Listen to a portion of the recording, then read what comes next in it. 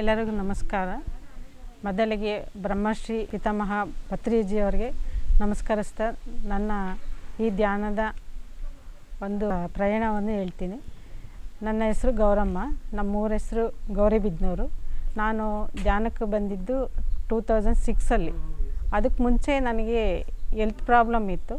ಆ health ಪ್ರಾಬ್ಲಮ್ಗೋಸ್ಕರ reiki ಅದೆಲ್ಲ ಕಲಿತೆ. ಆ ಕಲಿತಾಗ ಅದರಲ್ಲಿ ಪಿರಮಿಡ್ಡು ಶೀಲ್ಡಿಂಗ್ ಅದೆಲ್ಲ ಹೇಳ್ಕೊಡ್ತಾಯಿದ್ರು. ಹೇಳ್ಕೊಟ್ಟಾದಮೇಲೆ ಅವರು ನಮಗೊಂದು CD ಕೊಟ್ಟಿದ್ರು, ಸ್ಪಿರಿಚುವಲ್ ರಿಯಾಲಿಟಿ ಅಂತ ಒಂದು CD ಕೊಟ್ಟಿದ್ದರು.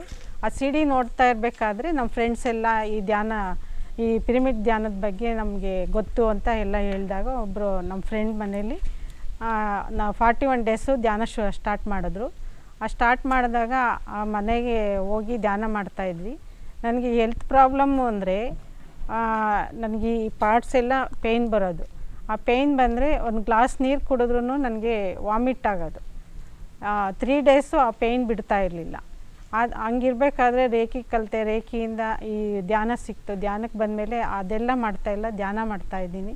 ಈ ಧ್ಯಾನ ಮಾಡೋದ್ರಿಂದ ನನಗೆ ಯಾವುದೇ ಮೆಡಿಸನ್ ತೊಗೊತಾ ಇಲ್ಲ, ಆರಾಮಾಗಿದ್ದೀನಿ. ಆಮೇಲೆ ಧ್ಯಾನಕ್ಕೆ ಬರೋಕ್ಕೆ ಮುಂಚೆ ನನಗೆ ಯಾವ ಥರ ಪ್ರಾಬ್ಲಮ್ ಅಂದರೆ ಇಂಗ್ಲೀಷ್ ಮೆಡಿಸನ್ ತೊಗೊಂಡೆ, ಅದರಲ್ಲೂ ಕ್ಯೂರ್ ಆಗಲಿಲ್ಲ. ಹೋಮಿಯೋಪತಿ ತೊಗೊಂಡೆ, ಅದರಲ್ಲೂ ಕ್ಯೂರ್ ಆಗಲಿಲ್ಲ. ಆಯುರ್ವೇದಿಕ್ ತೊಗೊಂಡೆ. ಎಲ್ಲ ತೊಗೊಂಡಾದಮೇಲೆ ಅವರು ಡಾಕ್ಟರ್ಸ್ ಎಲ್ಲ ಹೇಳಿದ್ದೇನು ಅಂದರೆ ನೀನು ಲೈಫ್ ಲಾಂಗು ನೀನು ಮಾತ್ರೆ ಇಂಜೆಕ್ಷನ್ ತೊಗೊಂಡೇ ಇರಬೇಕು ಅಂತ ಹೇಳಿದ್ರು. ಆ ಥರ ಹೇಳಿದಾಗ ನನಗೆ ಭಾಳ ಬೇಜಾರಾಯಿತು, ಈ ಏಜ್ಗೆ ಈ ಥರ ಆಯ್ತಲ್ಲ ಅಂತ. ಈ ಧ್ಯಾನ ಸಿಕ್ಕಿದ ಮೇಲೆ ಆ ಮಾತ್ರೆ ಇಂಜೆಕ್ಷನ್ನು ಏನೂ ತೊಗೊತಾ ಇಲ್ಲ, ಧ್ಯಾನ ಧ್ಯಾನ ಧ್ಯಾನ. ನನ್ನ ಲೈಫಲ್ಲಿ ನಮ್ಮ ಮನೆಯವರೆಲ್ಲ ಧ್ಯಾನ ಮಾಡ್ತಾರೆ. ಧ್ಯಾನ ಕುಟುಂಬ ಆಗಿದೆ. ಮನೆಯಲ್ಲೇ ಒಂದು 10x10 ಪಿರಮಿಡ್ ಕಟ್ಸಿದ್ದೀವಿ. ನನಗೆ ಬಿಡೋ ಟೈಮು ಅಂದರೆ ಧ್ಯಾನ, ಅದನ್ನು ಬಿಟ್ಟರೆ ಬೇರೆ ಪ್ರಪಂಚನೇ ಇಲ್ಲ ಅನ್ನೋ ಥರ ಇದೆ ನನಗೆ. ನಾವು ಈ ಧ್ಯಾನನ 41 ಡೇಸು ಆ ಥರ ಮನೆ ಧ್ಯಾನ ಎಲ್ಲ ಕಡೆ ಧ್ಯಾನ ಮಾಡಿಸ್ತಾ ಇರ್ತೀವಿ. ಈಗ ಸದ್ಯಕ್ಕೆ 108 ಪಿರಮಿಡ್ ಧ್ಯಾನದಲ್ಲಿ ನಮ್ಮ ಗೌರಿಬಿದನೂರಲ್ಲೂ ನಡೀತಾ ಇದೆ. ಅದನ್ನು 2 ಅವರ್ಸು ಒಂದೊಂದು ಪಿರಮಿಡಲ್ಲಿ ಮಾಡ್ತಾಯಿದ್ದೀವಿ. ಮತ್ತು ನಮ್ಮ ಮನೆಯಲ್ಲಿ ಎಲ್ಲರೂ ಧ್ಯಾನ ಮಾಡ್ತಾಯಿದ್ದಾರೆ. ನಮ್ಮ ಮೊಮ್ಮಗ, ನಮ್ಮ ಸೊಸೆ. ನನಗೆ ಯಾವ ಥರ ಸೊಸೆ ಬೇಕು ಅಂತ ಅಂದ್ಕೊಂಡ್ರೆ ಯದ್ಭಾವತಿ ತದ್ಭಾವತಿ ಅಂತ ಸಾರು ಹೇಳ್ತಾರಲ್ಲ, ಅದೇ ಥರದಲ್ಲಿ ನಮಗೆ ಸೊಸೆನೂ ಅದೇ ಥರ ಸಿಕ್ಕಿದ್ದಾಳೆ. ಮನೆಯಲ್ಲಿ ಎಲ್ಲರೂ ಧ್ಯಾನಿಗಳಾಗಿದ್ದೀವಿ, ಧ್ಯಾನ ಮಾಡ್ತೀವಿ, ಧ್ಯಾನ ಪ್ರಚಾರ ಮಾಡ್ತೀವಿ. ಮನೆ ಹೆಸರು ಧ್ಯಾನ ಮನೆ ಅಂತ ಇದೆ. ಪತ್ರಿ ಸರ್ ಜೊತೆ ಸುಮಾರು ಟ್ರಿಪ್ಪುಗಳೆಲ್ಲ ಹೋಗಿದ್ದೀವಿ. ಆ ಟ್ರಿಪ್ ಹೆಂಗಿರುತ್ತೆ ಅಂದರೆ ಪ್ರಾಪಂಚಿಕ ಅಲ್ಲ, ಆಧ್ಯಾತ್ಮಿಕವಾಗಿ ಹೋದಾಗ ನಾವು ಆಧ್ಯಾತ್ಮಿಕವಾಗಿ ತೊಗೊತೀವಿ. ಪ್ರಾಪಂಚಿಕವಾಗಿ ಬಂದರೆ ಅವರು ತಗೊಳ್ಳೋ ರೀತಿಯೇ ಬೇರೆ, ಅದು ನೋಡಲಿಲ್ಲ ಇದು ನೋಡಲಿಲ್ಲ ಅಂತಾರೆ.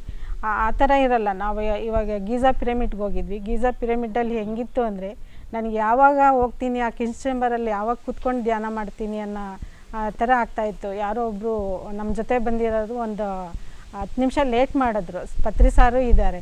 ನನಗೆ ಅವರು ಲೇಟ್ ಮಾಡ್ತಾ ಇರೋ ಅಷ್ಟು ಟೈಮೂ ನನಗೆ ಫೀಲ್ ಆಗ್ತಾಯಿದೆ. ನನಗೆ ಯಾಕೆ ಎಷ್ಟೊತ್ತಿಗೆ ಹೋಗ್ತೀನಿ, ಆ ಪಿರಮಿಡ್ ಎಷ್ಟೊತ್ತಿಗೆ ನೋಡ್ತೀನಿ, ಆ ಪಿರಮಿಡ್ ಒಳಗಡೆ ಎಷ್ಟೊತ್ತಿಗೆ ಹೋಗ್ತೀನಿ ಅನ್ನೋ ಥರ ಆಗ್ತಾಯಿದೆ. ಆಮೇಲೆ ಬಂದರು ಅವರು.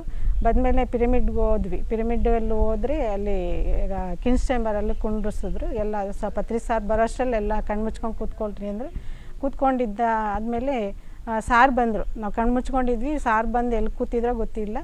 ನನಗೆ ಕೂತಿದ್ದಾದಮೇಲೆ ಸಾರು ಫ್ಲೂಟ್ ನುಡಿಸ್ತಾ ಇದ್ದಾರೆ. ಫ್ಲೂಟು ಒಂದು ಕಡೆಯಿಂದ ಬರ್ತಾಯಿದೆ, ಸಾರು ವಾಯ್ಸ್ ಒಂದು ಕಡೆಯಿಂದ ಬರ್ತಾಯಿದೆ. ಅವ್ರು ಇರೋದು ಒಂದೇ ಕಡೆ, ಆ ಕಡೆ ಏನು ಹೋಗಿ ಮಾತಾಡಿಲ್ಲ. ನನಗೆ ಆ ಥರ ಫೀಲ್ ಆಯಿತು. ಅದಾದಮೇಲೆ ಒಂದು ಸ್ವಲ್ಪ ಹೊತ್ತಾದಮೇಲೆ ನನಗೆ ಕಿಂಗ್ಸ್ ಚೇಂಬರಲ್ಲಿ ಮುಟ್ಟಿ ನಮಸ್ಕಾರ ಮಾಡಬೇಕು ಅಂತ ಅನಿಸ್ತು. ಅನಿಸಿದ ತಕ್ಷಣ ನನಗೆ ಸಾರು ಎಲ್ಲ ಎದ್ಬಿಟ್ಟು ಫುಲ್ಲು ರೌಂಡ್ ಹಾಕ್ರಿ, ಎಲ್ಲ ಟಚ್ ಮಾಡಿಕೊಂಡು ಇದು ಮಾಡಿರಿ ಅಂತ ಅಂದರು.